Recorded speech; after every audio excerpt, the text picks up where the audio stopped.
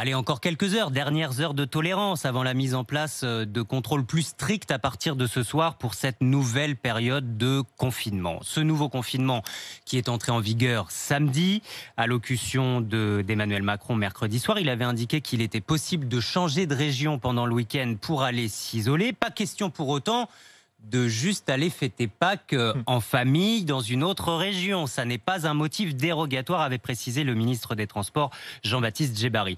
Sauf que ce message n'a pas forcément été entendu par tout le monde. Vous êtes nombreux à avoir profité de ce week-end pour une dernière sortie au grand air. Cap sur l'île de Noirmoutier en Vendée. C'est le reportage de la rédaction signé ce matin Alfred Orange et Marilyn Hotman pour RMC. Voir la mer, ça se décide parfois en... Dernière minute, on s'est levé le matin et puis on s'est dit... Tu sais quoi, il était 8h. Je me suis dit, bon, on s'en va. Hein.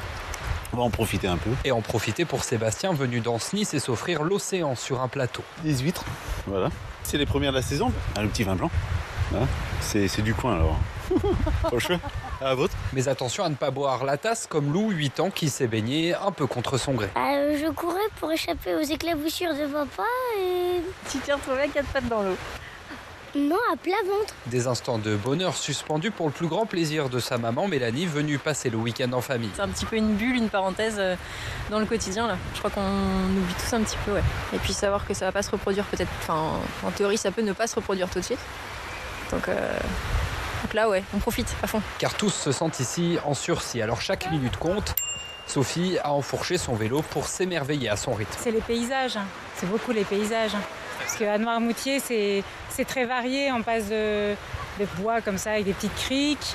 Ensuite, il y a les marais salants là, par lesquels on va revenir. En fait, il y a une très belle lumière à Noirmoutier. 3 jours d'affluence, c'est peu, mais Pascal le glacier le sent. Il y a un parfum du monde d'avant.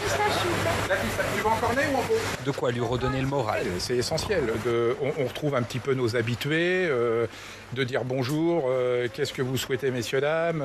C'est beaucoup plus épanouissant que de rester chez soi à attendre. Et même si les rues sont animées, masques et gestes barrières sont toujours là. C'est ce que constate Corinne et Christian qui tiennent une épicerie. Oui, moi je trouve que dans l'ensemble, les gens sont très respectueux.